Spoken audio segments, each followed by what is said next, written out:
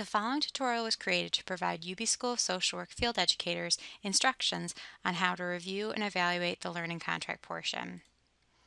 So once you've logged into Taskstream, you're going to be at your white or your blue icon with your white house, and you're going to want to click on the appropriate learning contract. So for today's purposes, we're clicking on the foundation contract.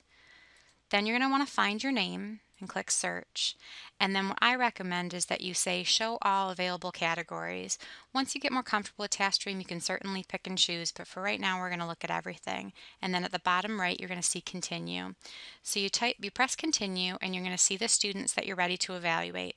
So for the learning contract portion, there are just two pieces of information or two deliverables that the student is going to complete. And that's activities and target dates, and then background information, syllabi, and sign off. So for the activities, when you're ready to evaluate and the student submitted their work, you should see an orange evaluate button. If you see work not started, that means the student hasn't started the work. And if you see the hourglass, that means the student is working on the deliverable but has not submitted yet, so you can't evaluate. So once you are ready to evaluate, you click on the word evaluate. And then what you're going to get is a screen that's similar to what the student first saw, with directions that were distributed to the student, and then also how the work needs to be evaluated. So you can see here that you're evaluating on a meets, does not meet requirement method. So all you're going to want to do is evaluate work, the green button, and then what's going to happen is you're going to get two separate screens popping up.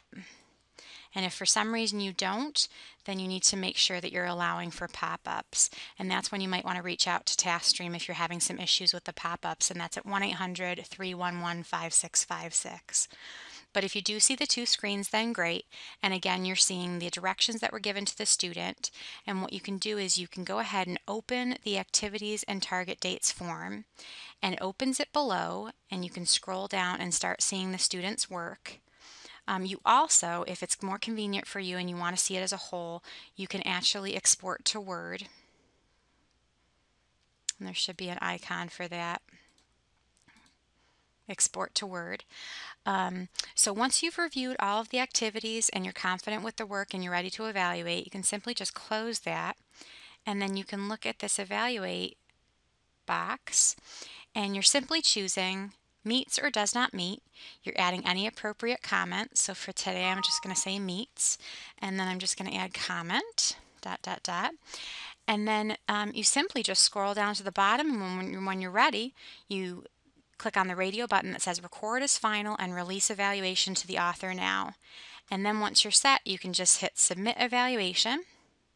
It brings you back to your grid, and you can see that now the student has met the requirements, and if you need to, you can go back in and view and edit. So you simply just go through this for the information, syllabi, and sign-off, and then you're all set. And you can move on to the other tutorial, which is on how to evaluate the competencies, which is a little more work because you're actually working on a criteria level rather than the meets and does not meet. So thank you very much. I hope this was helpful. If you have any technical questions, don't hesitate to contact Taskstream at 1-800-311-5656, or you can email them at help@taskstream.com. Thank you.